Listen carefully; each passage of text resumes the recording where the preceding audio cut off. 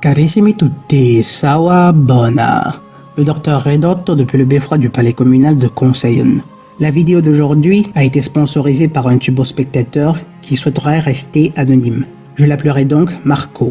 Marco voudrait que je partage mon avis sur l'histoire d'une victime de la perfidie gynophorine, le footballeur Emmanuel Eboué. Il se demande aussi s'il devrait rompre la relation qu'il entretient avec une gynophore dont il est amoureux. Commençons par ce footballeur dont j'ai parcouru un peu l'histoire. J'imagine que tous les fans de foot doivent le connaître. Emmanuel Eboué. Nageant dans la fortune, ce monsieur a jugé bon de larguer une petite amie, apparemment de longue date, pour une gynophore qu'il jugeait plus adéquate à son nouveau statut. Après s'être fait plumer par l'épouse devenue la mère de ses enfants, il s'est empressé de revenir vers le premier amour qui, malgré tout, a bien voulu le reprendre. Déjà, nous savons tous le penchant que les blacks ont pour les gynophores blanches, surtout une fois qu'ils ont fait fortune. C'est pathétique de voir un homme qui abandonne une gynophore qui, très probablement, appartenait à cette petite minorité de gynophores relativement décentes pour se jeter dans les bras des pires, à savoir les gynophores occidentales. Alors qu'en appliquant un simple principe d'honneur et de dignité, il se serait très probablement épargné ce degré de souffrance. Mais malheureusement, il y a des êtres humains vraiment vils, et Emmanuel Eboué en est un. Bon mais, concentrons-nous sur ce qu'il a vécu avec son épouse légitime, Aurélie Bertrand, qui est bien entendu maintenant son ex-épouse. Après l'avoir plumé par les procédures de divorce, l'empêchant de voir ses propres enfants et allant même jusqu'à monter ces derniers contre lui, Emmanuel Eboué, alias le con, essaie encore de trouver de bonnes excuses pour justifier son ex. Vous pouvez lire l'article en cliquant sur le lien en description. C'est vous dire la puissance du V d'or. Il a perdu tous ses biens en Angleterre au profit de son ex. Et c'est bien lui qui le dit, mais il trouve qu'elle ne l'a pas ruiné. Elle a décidé de le larguer et l'éloigne de ses propres enfants, mais il trouve que c'est à cause des épouses de certains de ses coéquipiers qui ont été de mauvais conseils à son épouse. Qu'est-ce qu'il ne faut pas entendre, mes chers amis? S'il y a parmi vous des blacks qui m'écoutent, je vous exhorterai très volontiers à sponsoriser une vidéo spécifique sur l'histoire de ce footballeur, dans laquelle je vous instruirai aussi sur les rapports sentimentaux interraciaux. Car si les gynophores noirs ne sont pas capables de vous aimer, les gynophores blanches le sont encore moins. Aucun jugement de valeur, rien que des faits et de la vérité crue. Je voudrais vraiment faire une vidéo virulente sur le sujet.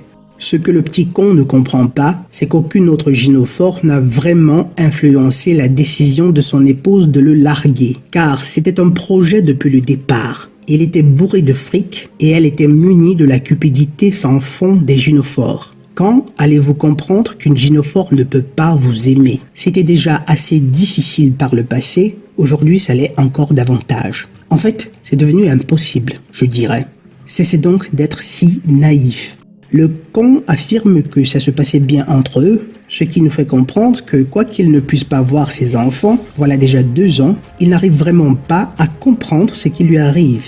Elle ne l'avait jamais aimé, et si aujourd'hui elle lui permet même d'échanger sporadiquement avec ses enfants pour les anniversaires, c'est simplement parce qu'elle craint le regard des autres qui la verraient comme une mauvaise personne, précisément ce qu'elle l'est, mais qu'elle ne reconnaîtrait jamais.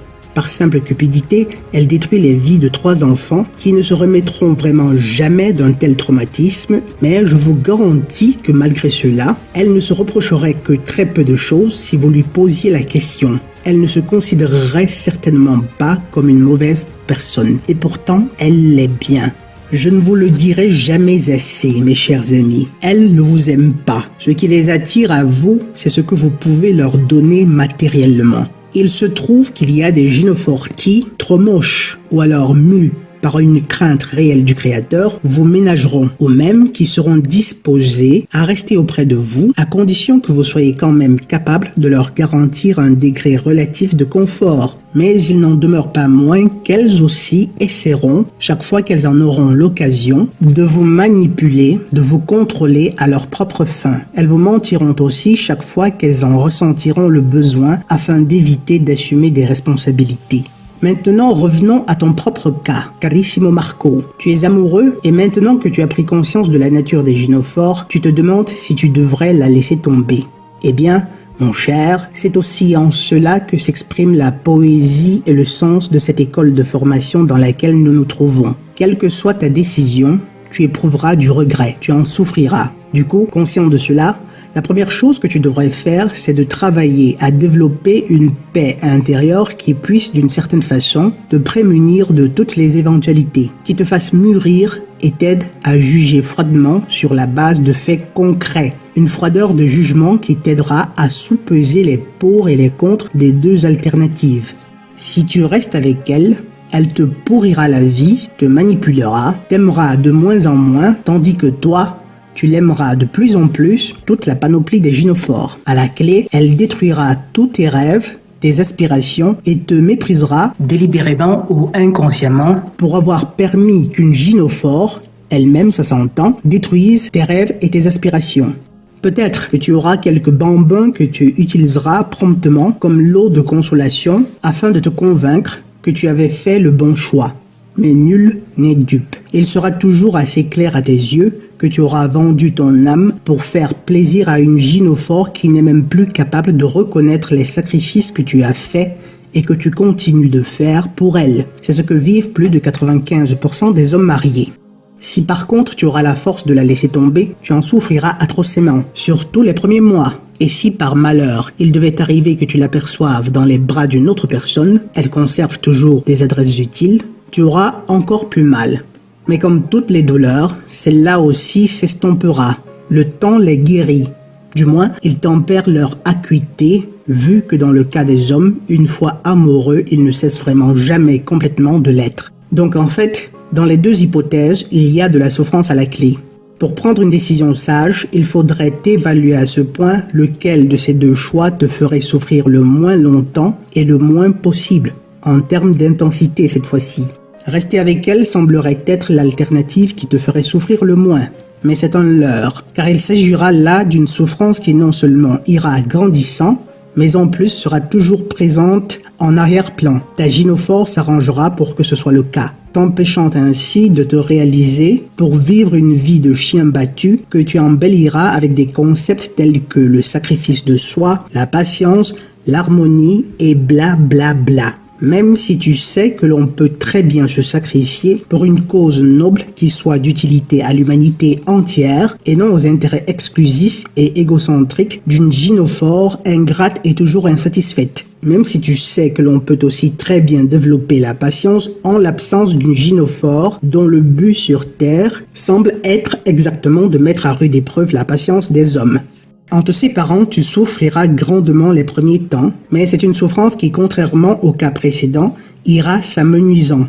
Et plus intéressant encore, du fait de ta liberté retrouvée, tu pourras utiliser cette souffrance comme un combustible motivationnel. Cool cette expression, combustible motivationnel.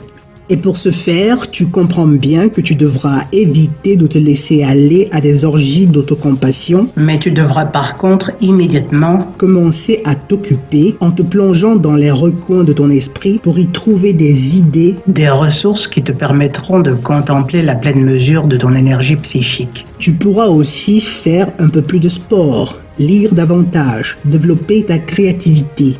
Nous les hommes, nous sommes vraiment privilégiés aux yeux du Créateur. Et c'est une chose que les gynophores ne supportent simplement pas. Nous sommes capables de tellement de choses que c'est presque incroyable de voir combien chaque jour, des milliers d'hommes renoncent à devenir des géants pour s'abaisser aux caprices intarissables de gynophores qui les méprisent.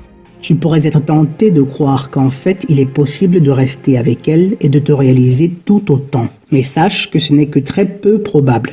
À moins que vous ne partagiez pas encore le même toit et que tu n'aies pas l'intention de le faire. Peut-être que ton désir est celui de devenir un père, de fonder une famille. Et vous savez bien que je défends toujours la famille, conscient du fait que la procréation est une clé de voûte dans un certain plan de rédemption de l'humanité que beaucoup ignorent encore.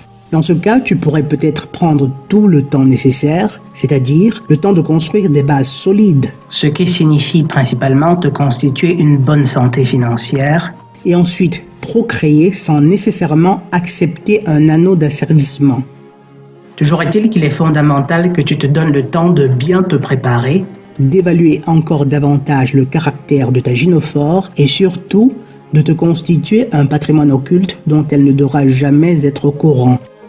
Mais que tu choisisses l'une ou l'autre voie, sache qu'il est capital que tu gardes à l'esprit que l'amour qu'elle te professe est factice et n'a rien à voir avec ce que toi, tu éprouves à son égard.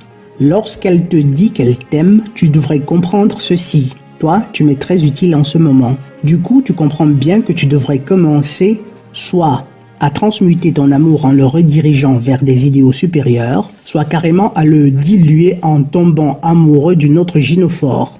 Tu peux très bien avoir de l'amour pour elle, avec un grand A, sans en être amoureux au sens moderne, c'est-à-dire accro. Si tu restes dans cet état, elle fera de toi un pantin privé de volonté propre. Et ne crois surtout pas qu'elle est une exception. Tout compte fait, c'est à toi que reviendra la décision de continuer ou pas. Une évaluation objective prouve que ce serait parfaitement à ton avantage que de rompre immédiatement, mais seulement l'on doit reconnaître deux choses. La première, c'est que très peu d'hommes sont vraiment capables de renoncer à la compagnie des gynophores pour travailler exclusivement sur leur croissance personnelle, ni n'auraient la force aujourd'hui de les soumettre sans avoir recours à la violence. La deuxième, la procréation est un élément central dans le plan divin de rédemption pour l'humanité. Renoncer complètement aux gynophores, en fin de compte, ne profitera qu'à l'élite qui nous a conduits dans ce merdier. En conclusion, et en règle générale, même si vous avez l'intention de vous mettre un jour l'anneau d'asservissement, prenez tout le temps qu'il faut pour comprendre si vous voulez vraiment le faire. Elles essaieront toujours de vous acculer afin de vous orienter dans la direction de l'autel. Construisez-vous d'abord, prenez le temps qu'il faut et apprenez à développer la paix intérieure, les vertus cardinales et le courage. Chaque jour, et là c'est sans compter vos projets de vie qui évidemment vont de soi. En développant des vertus telles que la justice, l'amour, l'équité, ainsi que la paix intérieure, vous réussirez à discerner à chaque fois les justes choix à faire. Avec le courage, vous ferez ces choix sans trop d'hésitation et accepterez volontiers les souffrances qui pourraient en découler. Ne commettez jamais, mais alors jamais, au grand jamais, l'erreur de perdre de vue vos idéaux et vos projets de vie. La compagnie d'une gynophore ne vous aidera certainement pas à y focaliser votre attention et vos énergies. Aussi est-il préférable de réaliser d'abord votre vision et ensuite de décider si vraiment vous désirez vous encombrer de leur compagnie. Cette phrase est si belle que je voudrais la répéter. Ne commettez jamais, mes chers amis, l'erreur de perdre de vue vos idéaux et vos projets de vie. La compagnie d'une gynophore ne vous aidera certainement pas à y focaliser votre attention et vos énergies. Aussi, est-il préférable de réaliser d'abord votre vision et ensuite de décider si vraiment vous désirez vous encombrer de leur compagnie. Voilà, c'est tout pour aujourd'hui. Si c'est le premier podcast que vous écoutez sur cette chaîne, je le considère une avant-première. Si c'est le deuxième, je veux encore être magnanime. Mais à partir du troisième, vous avez le devoir et l'obligation de liker, de vous abonner et si possible de partager. Et si le cœur vous en dit, un petit don PayPal ou un tip pour la perpétuité de la chaîne serait tout autant le bienvenu. Mais par-dessus tout, rappelez-vous toujours, soit nous souffrons pour nous perfectionner, soit nous souffrons de nos imperfections. Le docteur Rondo Ridotto, depuis le beffroi du palais communal de Consayone. Sawa Bona.